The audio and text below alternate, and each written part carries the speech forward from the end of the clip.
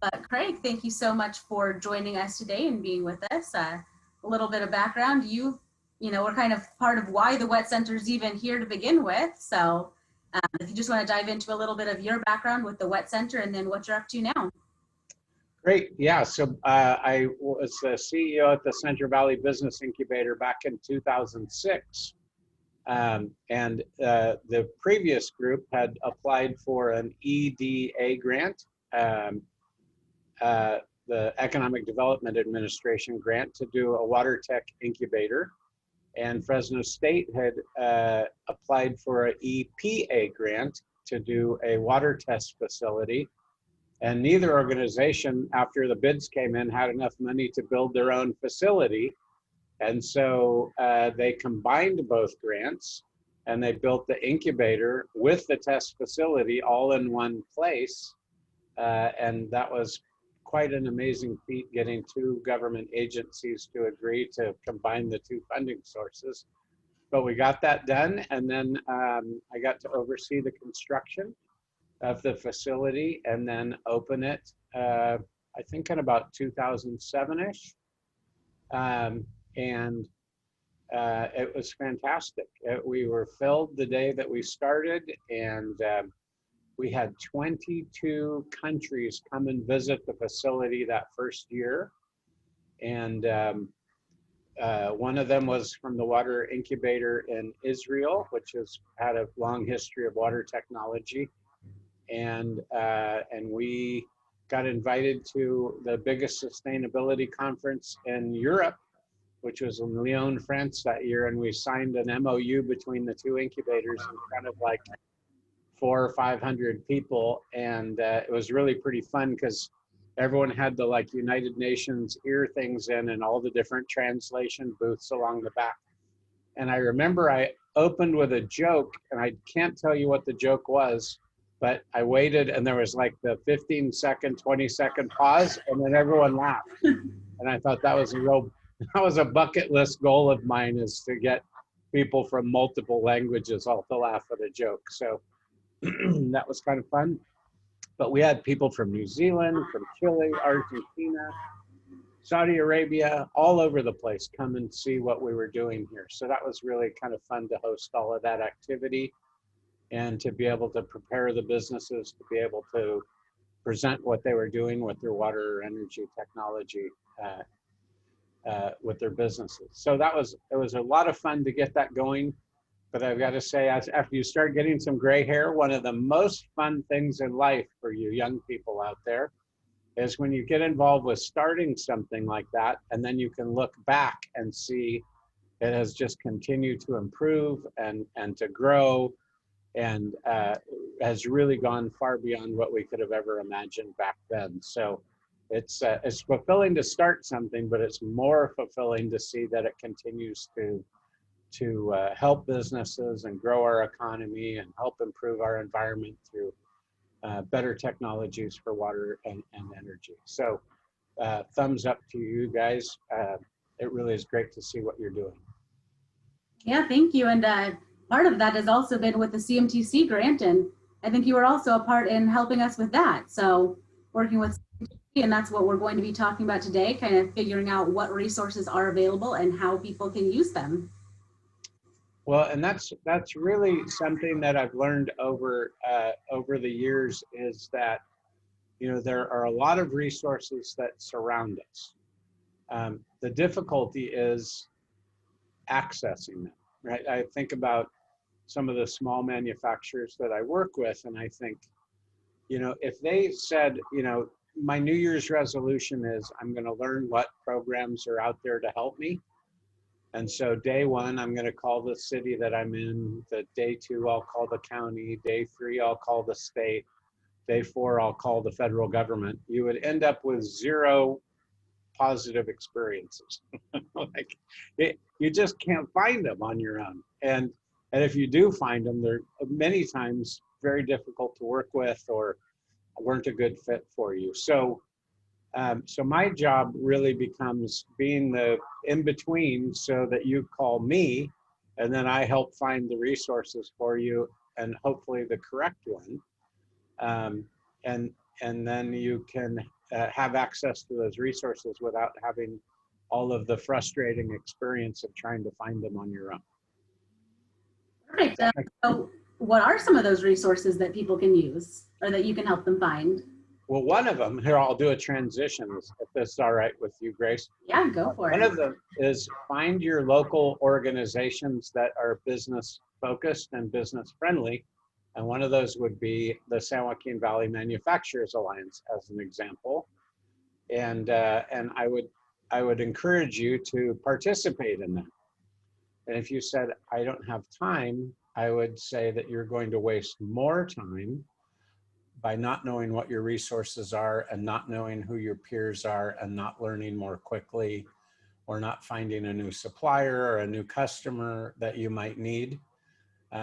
That the little amount of time you spend by engaging with your peer groups, you're going to make up for it many times over with the results that you're going to get. Plus, you're helping your industry. Right, Janelle? You're muted, I think. I am muted and I am now unmuted. Thanks, Craig. I so appreciate that punt over to me. And I am Janelle Taylor-Cumpy. I am the Executive Director of the San Joaquin Valley Manufacturing Alliance. And Craig and I work very closely together within our network. The Manufacturing Alliance is a network of manufacturers as well as the entire ecosystem. So what that means is we've got education, we've got suppliers, we've got government and nonprofits, as well as all of the manufacturers in our region. And we really bring everyone together. It is an industry-led organization, and we develop partnerships with our educators. We want to build the workforce that we need for a thriving manufacturing industry here in the Valley. So we are involved in helping to design and train tomorrow's workforce by partnering with our local organizations like CMTC, like the Workforce Development Board, and our education partners, whether it is high school, community college, private colleges, or the universities.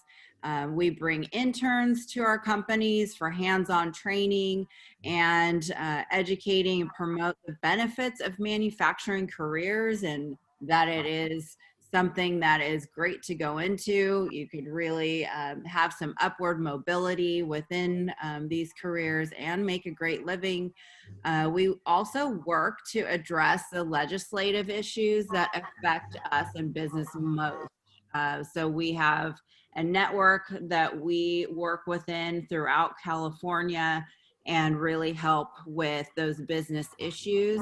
And we are committed to business excellence for certain. So we really recognize the value of what could be accomplished when an industry, when education and government, when we all come together and we create a great community. So I would encourage everybody, if you're not already a member, to sign up on sjvma.org. And it is a free membership. So thanks so much, you guys. Yeah, just for example, so they do an HR roundtable, and HR professionals from 20, 25 manufacturers are in the room or in the Zoom room at this point. And there is so much happening and so many changes happening in just that part of your business that even the HR professionals can't keep up with it all. So the knowledge transfer in just one function of your business is really amazing and could save you hundreds of thousands of dollars in lawsuits or employee problems.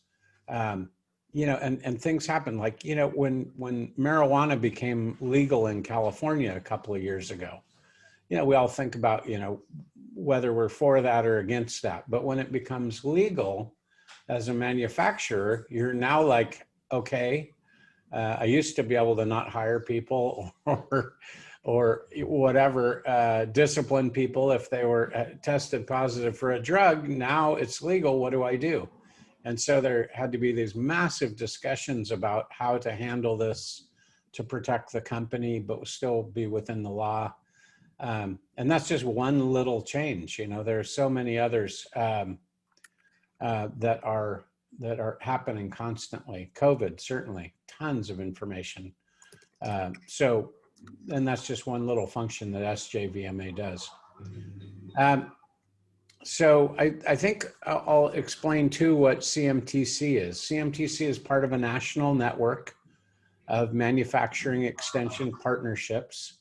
So it really goes back to Reagan. I always like to tell the story that, you know, there was a Republican president and a Democratic senator, Senator Hollings, that worked together to try to find ways to get resources more effectively to manufacturers.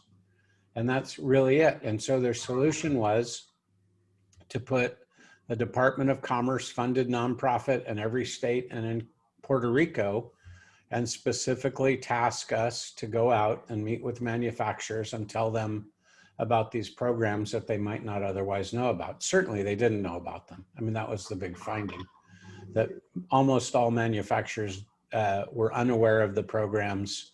A few of them had used them and didn't like the programs. And so the Manufacturing Extension Partnership was really tasked with getting the word out and also helping the government make better programs that fit the needs of the manufacturers. So we're a statewide nonprofit. We serve the manufacturers in California. Most of our funding does come from the Department of Commerce, but also other federal agencies like the Department of Defense to work with defense-related manufacturers, and also the state of California through GoBiz, through the state's economic development function. So we are a government-supported service, but we are a private 501c3 nonprofit. And our sole mission is to help California's small and medium-sized manufacturers, which I love that mission. So I get to go out and help businesses in our region all day long, and it's really fun. Awesome, thank you.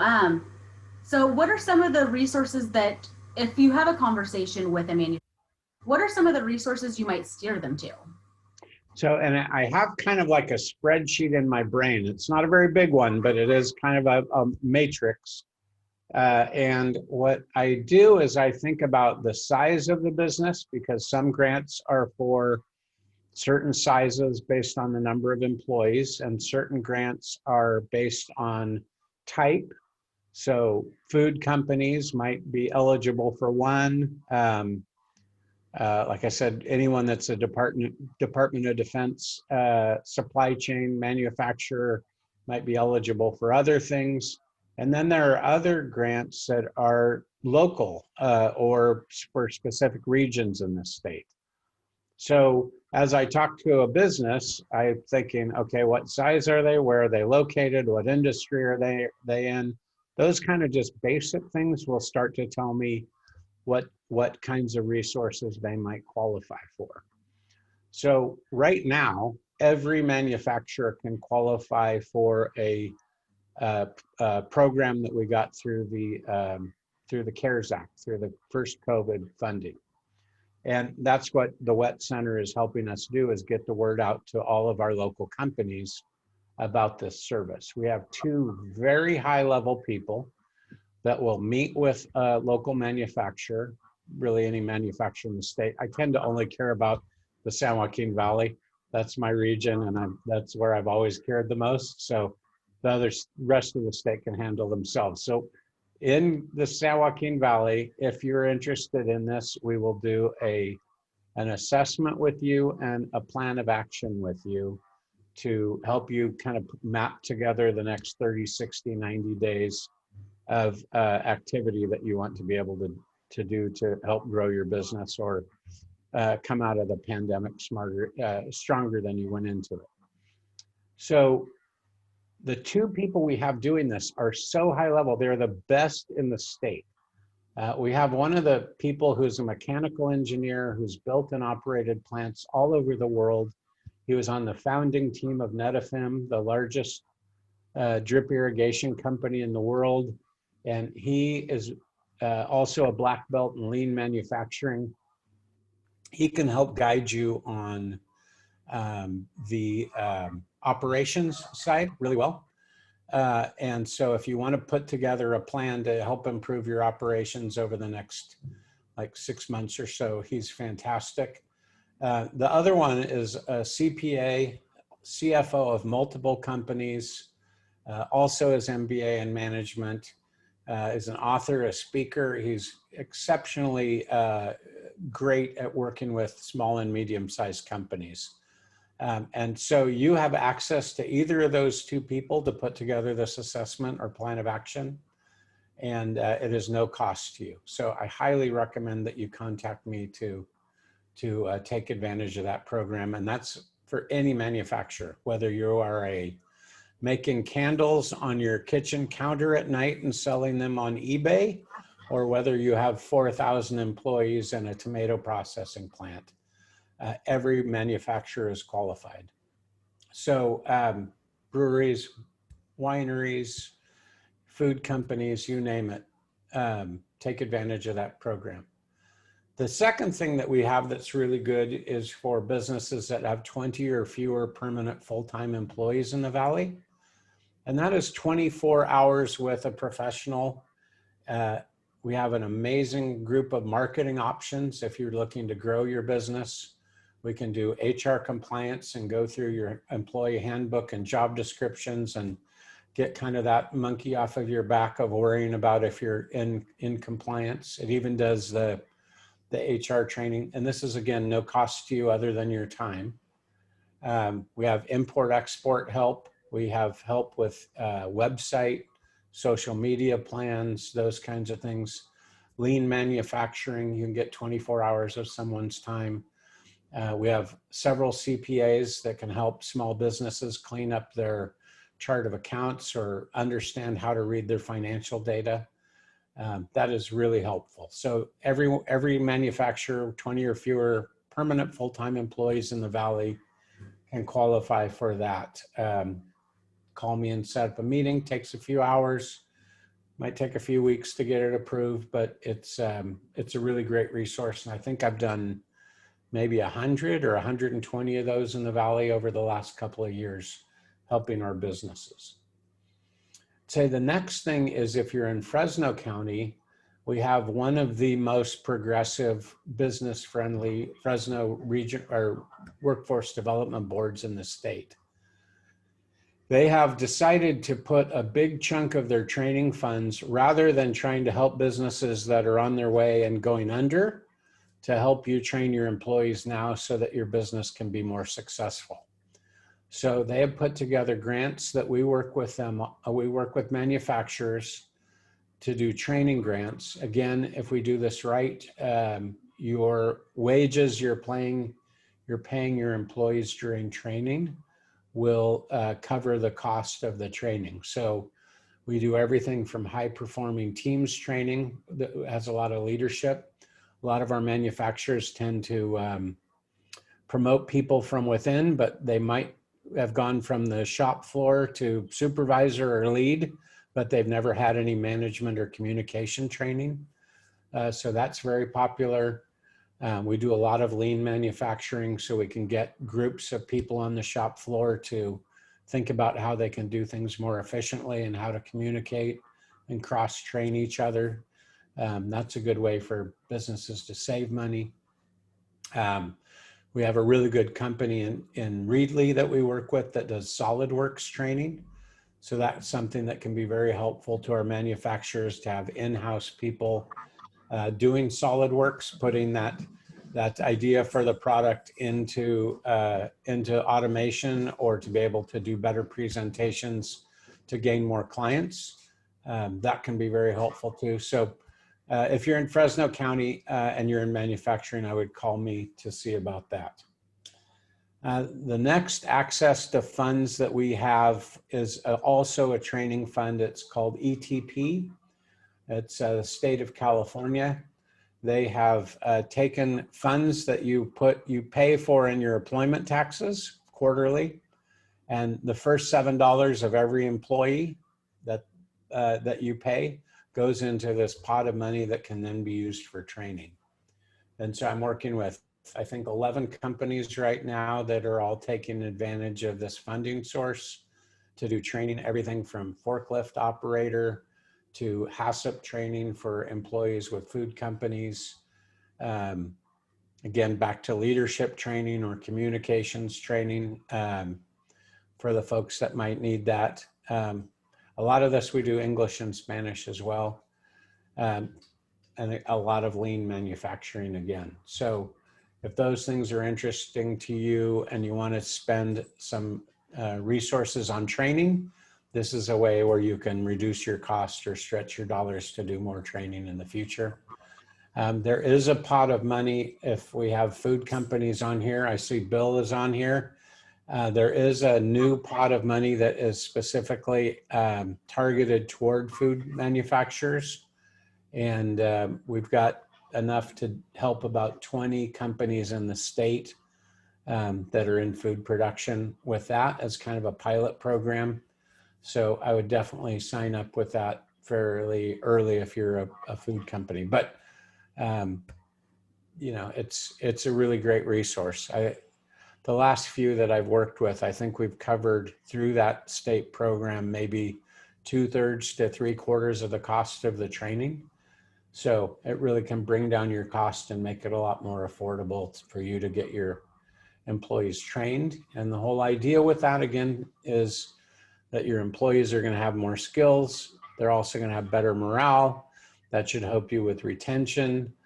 You know, these are things that will help you in more ways than just teaching your employees one simple skill.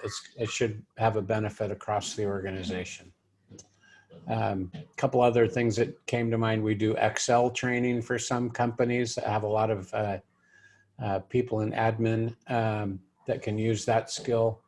But we've even done things like people that have a lot of folks that are interacting with the public, like email etiquette training, which is a really interesting thing I wouldn't have thought of before, except you think about some of the emails that you get that make you wince. And you don't want those people in your company sending those emails out to your customers or your vendors. So that's been something that's been kind of fun to watch have a positive effect as well. Well, that's great. Thank you for just listing off a bunch of really great resources. And if people want to get in contact with you to kind of learn more about these or pursue some of those, is your CMTC email the best one to do? Yeah, I'll put that in the chat. I got it right here. Oh yeah, there it is.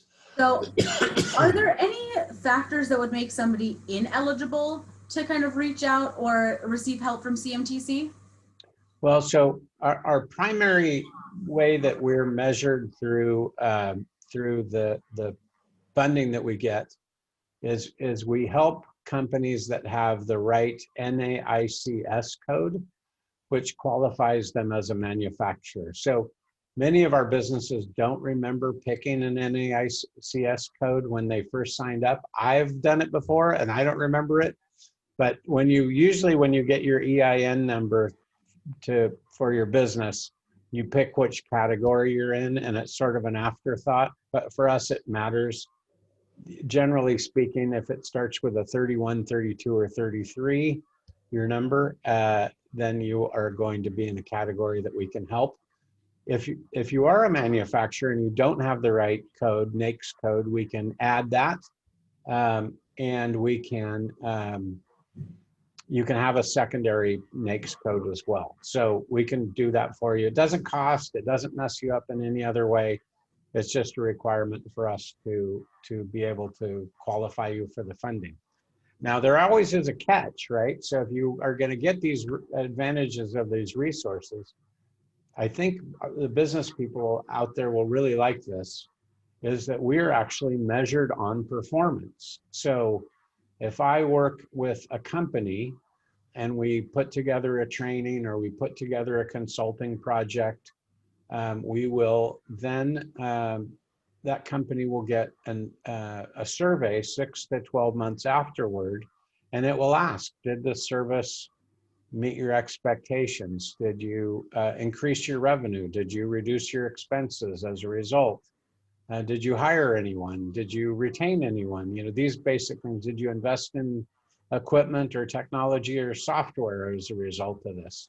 And so it's really great to look at the metrics across our state at, for the investment that they make in our nonprofit, CMTC, how many businesses we help and how great the return is on the investment that we're making right into these businesses. So when you sign up for the service, you're also saying, I will continue to do this survey 6 months, 12 months after I get it. And if I keep getting more services, I will get more surveys. The survey takes like 5 to 10 minutes. So it's not that big of a deal. But it is really important for us and for our funders to make sure that we're being held accountable with this resource, which I really appreciate. So at the beginning, you mentioned that at the opening of the Wet Center, there were 22 different companies that countries. 22. So we definitely work with people who are not just in the Central Valley. We work with people who are all over, but all of them want to do business in the Central Valley and have an intent to do business. So what about people who are trying to come into the Central Valley? Are they able to still talk to you and get any advice and resources? Yeah, and we serve manufacturers all over the state. So if you were at the Central Coast, I would send you over to my peer colleague at Christina, who's out of Salinas, or if you're in Southern California, we'd have different people that in my same position that I would direct you to who can help you, and they'll have better knowledge about what the local programs are in that area. I think, I have a couple clients up in West Sac, and I have some down into Kern County. But since I'm from here, I tend to know more businesses than the Fresno, Madera, Kings, and Tulare, a little bit into Merced area. But I do get out to Lodi and Stockton or others. But yeah, anyone in the state of California. And if someone is moving in, we do help. I get random questions like, I need to get in, I want to get my food program qualified for the WIC program or the SNAP program. How do I do that? And so I'll call around to a few offices and try to make it easier for them to find that right person or that right link to a website so that I can help them, get what they need. And it's the same with someone looking to locate here. In fact, I just had 2 companies that were doing site selection, and so I sent them to some people that I know that work on commercial real estate that specialize in manufacturing properties or industrial properties. I have people that ask about SBA loans. I have one that should hopefully be funded in the next few weeks. But we make the connection with 3 or 4 different banks directly with the SBA lender. They meet with them all, they pick one, and then they can move on with whoever it was the best fit. Let's see, does anybody in the audience have any questions? You can either chat them in or use the raise your hand feature, and we will definitely see if there's anything we can do to help. Bill, give me a call. I always give you calls because I'm usually bugging you about something. You have lots of credit to call and bug me about stuff, Bill. He sent the panelists a comment. Let's see. Justin, I see you're on. Did you have any questions? I know you got to talk with Craig a little bit in Valley Ventures.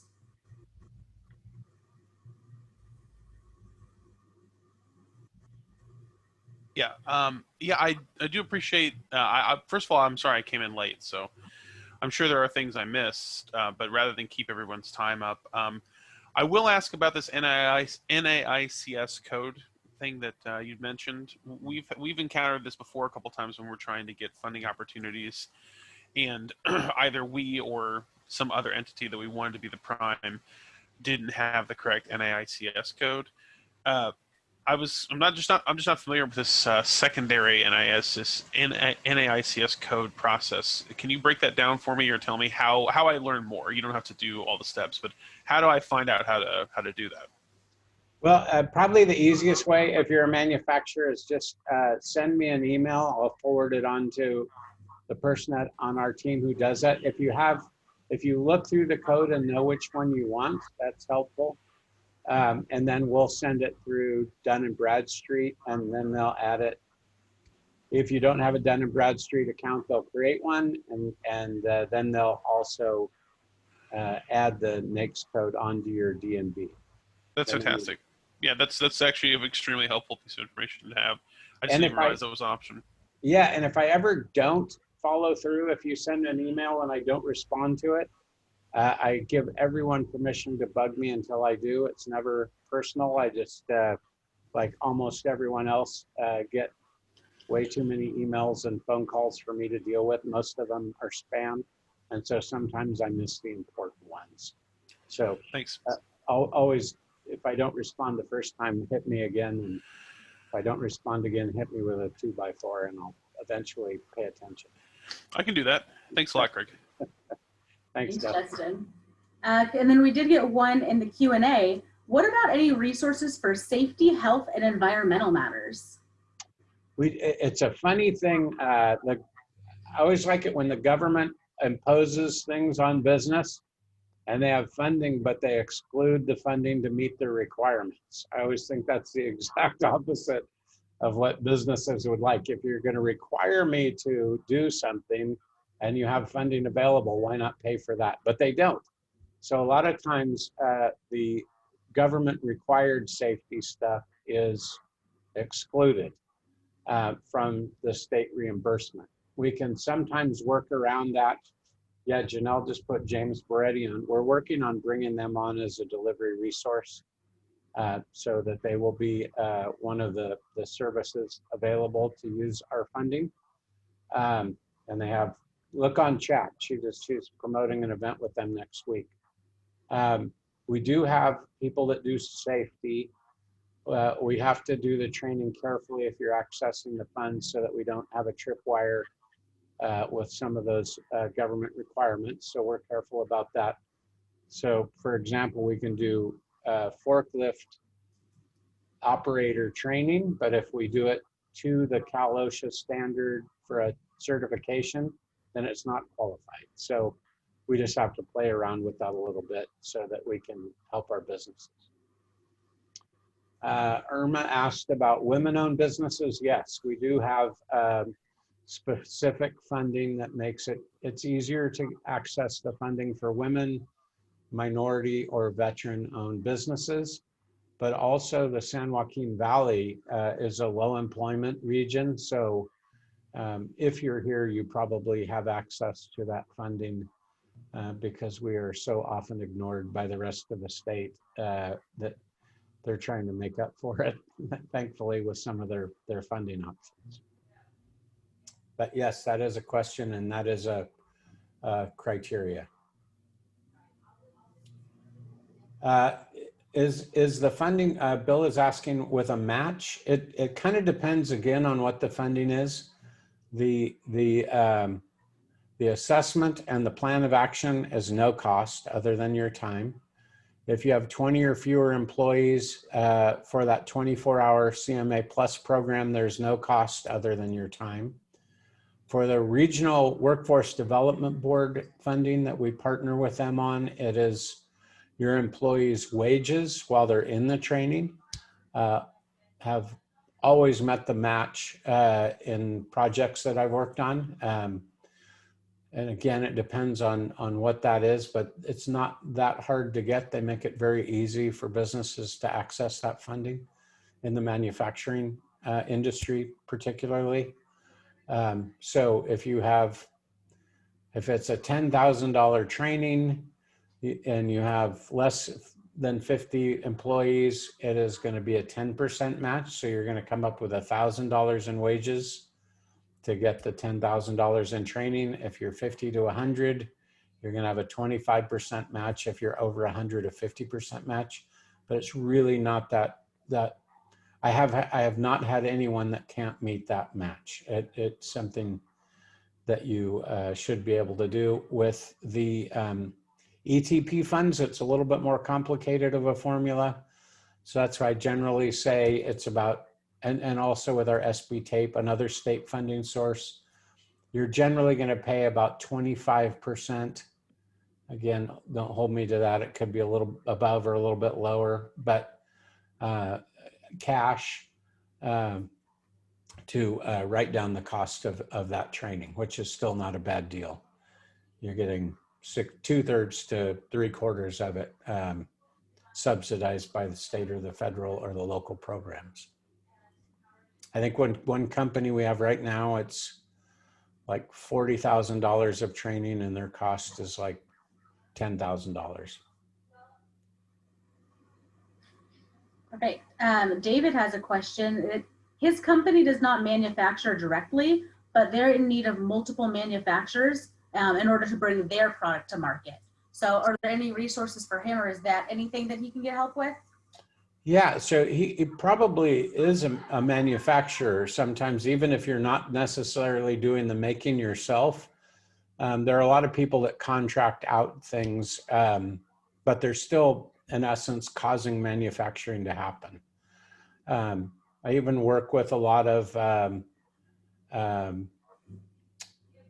businesses where they're just starting to make a product, and we're helping them with either to find a local manufacturer that can make it for them. Say someone has invented something, they've gotten it patented, we help them refine their designs, and then we help them know which local manufacturers might be able to make that product for them. So we're doing that connection role as well. Great, thank you. Yeah, so it's a pretty broad, it's a broader definition than many people realize. I think we Yes, all tend to think of smokestacks and conveyor belts. And I always, the first one I say is wineries or manufacturers. And it's like, no, that doesn't make sense. But it's not just all sparks and welding. It includes that, but it is much broader than that. Yes, I have seen the list of the codes, and it is indeed very broad. Yes. So I'd like everyone to start by broadening their definition. I have a lady who makes soap out of her home in Los Banos, and she is a manufacturer. Perfect. Then let's see, is there anybody else who has any final questions?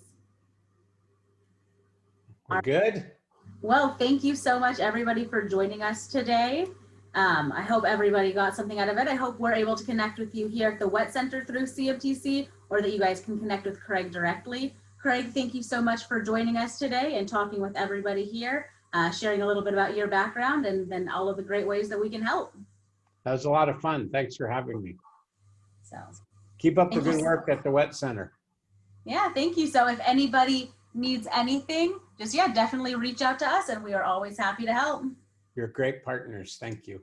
Thank you. And then thank you to you as well, Janelle. I joined one of those monthly calls for SJVMA last month, and I found it very helpful. It was nice to be able to connect with people, some new people as well, especially during COVID. So thank you.